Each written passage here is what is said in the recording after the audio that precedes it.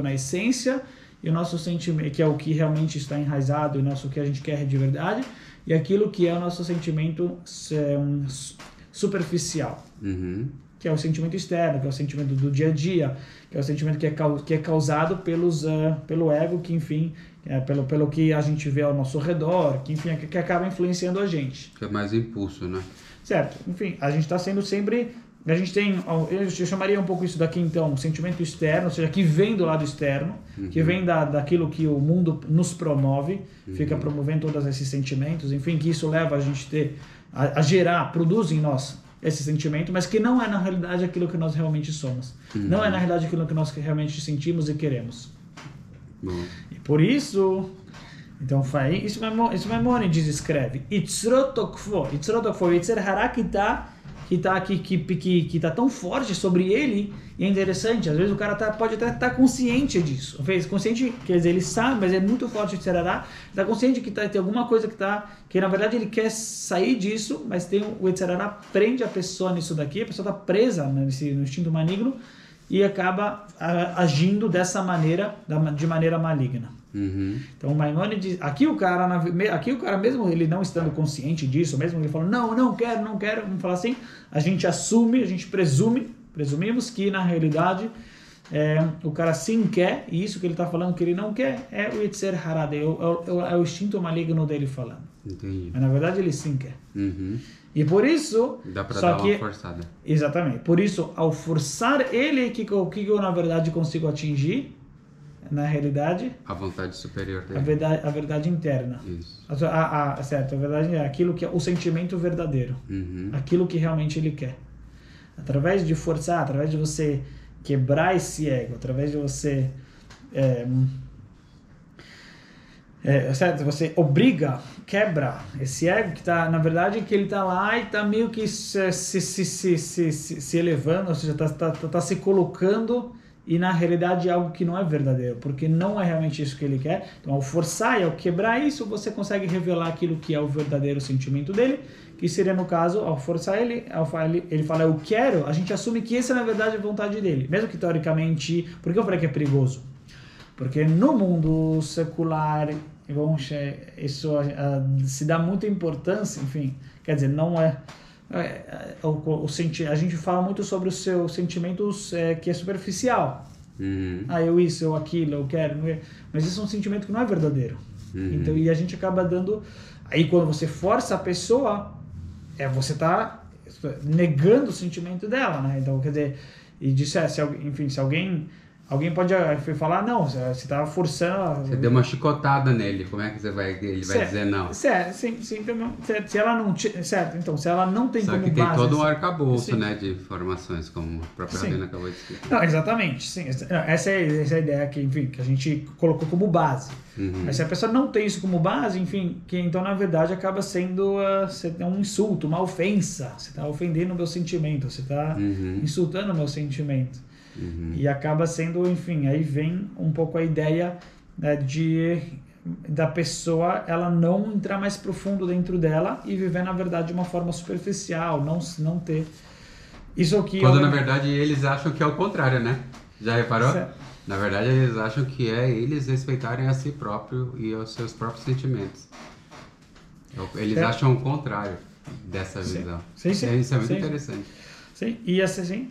Eles se afastam para ser individuais, para ser mais individuais, mas acham que na individualidade deles eles estão respeitando mais a si próprios. Na verdade, não estão.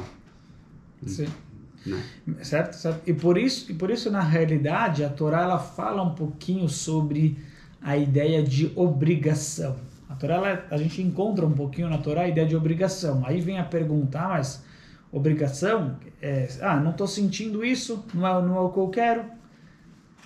A Hassidut, por um lado, fala bastante sobre a ideia de eu sentir, né, de eu fazer as mitzvot sentindo, de eu sentir a mitzvah. Enfim, sem dúvida, isso é importante. Mas, ao mesmo tempo, a gente encontra também a ideia de obrigação. Você tem que cumprir as mitzvot, independente se você sente ou não. Mas por quê?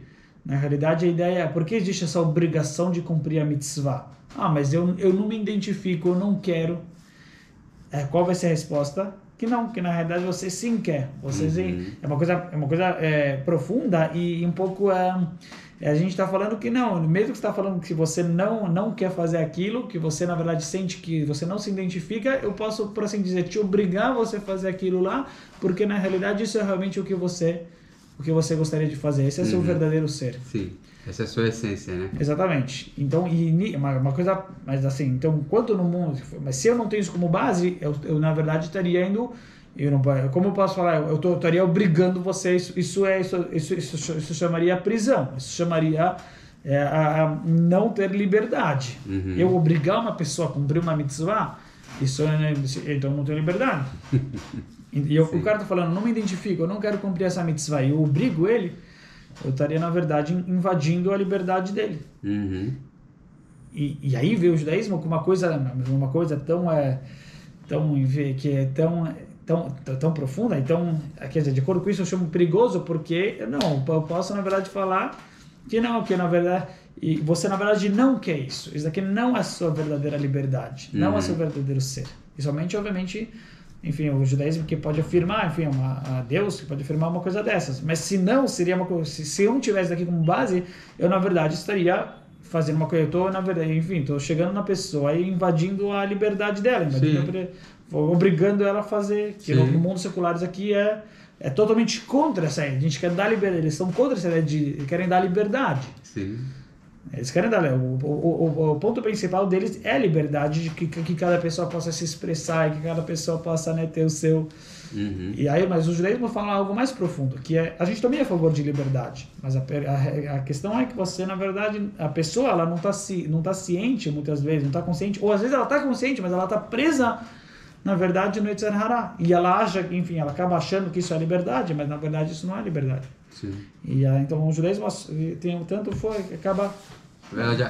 A liberdade delas é uma liberdade que é dada pelo ambiente que elas foram criadas, né? Então, Certo, por exemplo, exatamente. nós somos pessoas religiosas, fomos criadas na lei da Torá.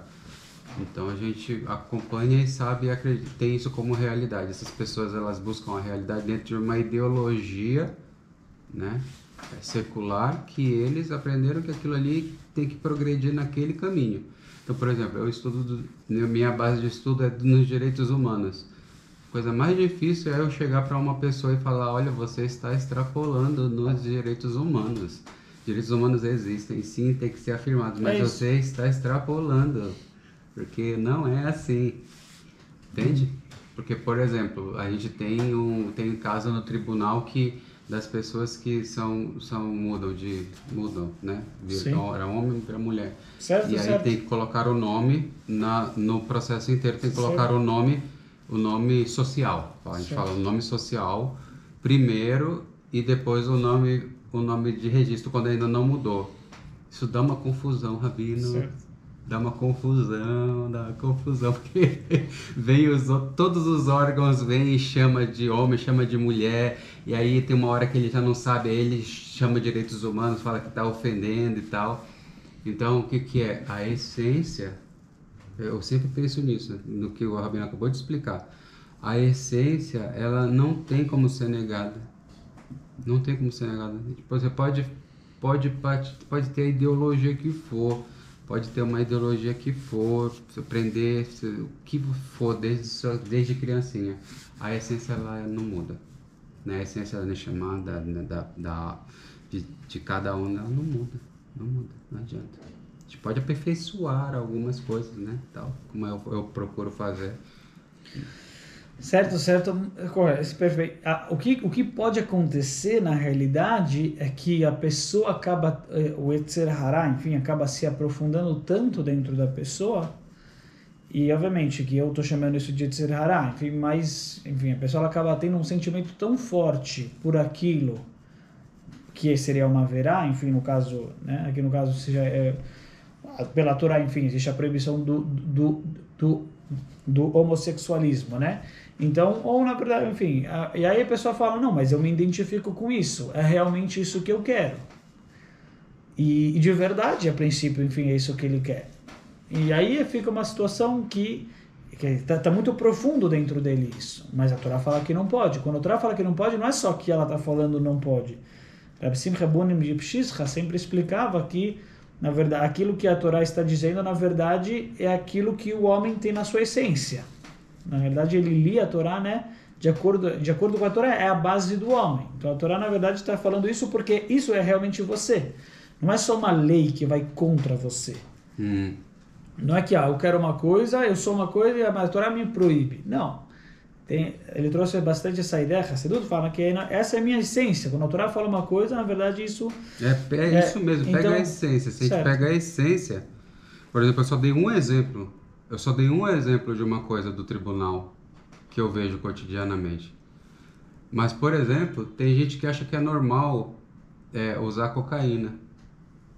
Tem gente que acha normal que é entrar com o corpo todo grudado de iPhone e tablet e passar na alfândega e com um robô assim e não ser revistado e ter que ser livre. Tem gente que acha que isso é normal. E por quê? Porque cresceu numa liberdade que acha que não tem que prestar conta com ninguém. Aí quando é cerceado, quando você fala, olha, isso tá errado, a gente novamente vai para a essência. Ela aprendeu na vida dela inteira que ela tinha que passar a perna nos outros, não só no celular, não só no uso das drogas, não só na mudança do nome e do sexo, mas assim, ela aprendeu de vários aspectos a fugir da sua essência e ela acha que aquilo ali é verdade. Aí precisa a gente vir e dizer assim, olha, isso não é assim. E aí se a gente for procurar a essência mesmo dela... Qual que é a sua essência? O que é mesmo de verdade? O que tem aí por trás? Certo. Aí a gente acha o que é. Entende? É certo, correto. Mas aí, então, para conseguir achar essa essência, porque, enfim, o cara pode passar, na verdade, o restante da vida não conseguindo encontrar essa essência. Quer dizer, é um conflito muito profundo entre aquilo que é o sentimento da pessoa, e vamos falar assim, esse sentimento que a gente está chamando ele de um sentimento externo, que ele foi colocado sobre a pessoa de alguma maneira, enfim, ou que não é, ou mesmo que talvez de repente ele acabou gerando esse sentimento dentro dele, mas que na realidade mais profundo na essência não seria assim. Mas eu estou falando isso, mas ou seja, a gente tem que, é difícil às vezes a pessoa conseguir chegar nessa percepção, conseguir realmente ter essa... Ou seja, porque às vezes o sentimento está tão aprofundado, está tão dentro dele, que a princípio está tão profundo, tão enraizado, que ele se identifica muito com esse sentimento. Ele acha que é verdade aquilo. Então fica uma situação, certo? Então é uma situação, enfim, bem delicada, né? O que eu quero dizer é que muitas vezes a gente tem que, enfim, respeitar ou entender pelo menos aquilo que a pessoa está passando, porque ela está com esse sentimento muito enraizado. E aí vem a Hassidut, enfim, a Rabbi Simcha Bunim de Pshischa, fala não, que dentro da pessoa na realidade tem essa essência e obviamente cabe a nós, enfim, ao nosso trabalho a gente conseguir revelar, né, fazer com que revelar, e Deus pede pra gente, né, Deus fala na Torá, Umbechukotai telechu, na realidade Deus está pedindo, revelem essa essência, por favor, andem no caminho da Torá, mas significa que esse é o caminho de vocês. Não, enfim, revela dentro de você que esse, na verdade, é o seu verdadeiro ser. Algo muito bonito, enfim, que ele dizia, né, que a Torá até é como se que Deus he's begging, está pedindo para nós que a gente revele essa essência e se comporte, tem essa conduta, tem esse caminho, que o caminho venha de dentro. Então, enfim, sem dúvida que essa é uma ideia que é bem interessante. E para isso a gente tem que quebrar um pouquinho, vai ter que quebrar um pouquinho do ego, enfim, da orlá, do prepúcio. Vai ter que cortar o prepúcio, que é espiritualmente falando, né? Que, enfim, nesse prepúcio das mulheres também teria a obrigação que a gente conseguir essa orlá talev, aquilo que é a casca, que acaba negando, que acaba resistindo a essa revelação divina que a gente tem dentro de nós. A gente tem dentro, a gente está consciente muitas vezes, mas a gente tem alguma coisa que resiste, a gente tem que fazer esse corte, tem que fazer tirar essa orlá, tirar esse prepúcio, essa casca. E o que é interessante, o primeiro Rebbe de Chabad, ele explica essa ideia no Tânia, por exemplo. No Tânia, ele explica o episódio que aconteceu com depois dos Meraglim, depois dos espiões, que o povo judeu não quis entrar na Terra Santa, por quê? Porque desconfiaram do poder e força de Deus, houveram pessoas que logo depois, quando Deus, enfim, eles receberam né, obviamente falaram, vocês vão ficar aqui, né? Vocês vão ficar aqui, vocês vão ficar aqui, vocês vão morrer aqui no deserto, enfim, o corpo de vocês, o cadáver de vocês vai ficar aqui no deserto. O que acontece logo depois que eles recebem essa bronca de Deus? Tem os Mapilim. Mapilim foram aquelas pessoas que falaram, a gente vai, né? E aí o que Moisés fala para eles? Agora não dá mais. Isso. Vocês, enfim, agora Deus já não está com vocês. Se vocês fizerem isso, os amalequitas vão, enfim, saírem contra vocês e vocês vão acabar morrendo. Deus já não está mais entre vocês. Mas eles estavam meio que decididos, enfim, estavam arrependidos de ter chorado e não seguirem para a Terra Santa. Então eles falam, não, a gente vai subir, a gente vai em direção, e mesmo sem a permissão de Moisés, enfim, Moisés falou, não vão, que Deus não está mais entre vocês. Eles vão e acabam sendo derrotados. O povo amalequita acaba batendo neles, acaba perdendo, infelizmente, várias almas, várias pessoas do povo judeu acaba perdendo. Mas o primeiro Rebbe de Chabad, ele pergunta no Tânia, o que de repente aconteceu que ontem essas pessoas, né, essas mesmas pessoas estavam com desistência, desistidos e falta de esperança, e agora de repente eles estão com toda a garra, estão com todo o vigor, né, que agora eles falam, a gente vai. O que aconteceu? Que ontem estavam desesperançosos e agora eles estão com a esperança que não, a gente vai, vamos para frente. O que aconteceu? Qual a diferença?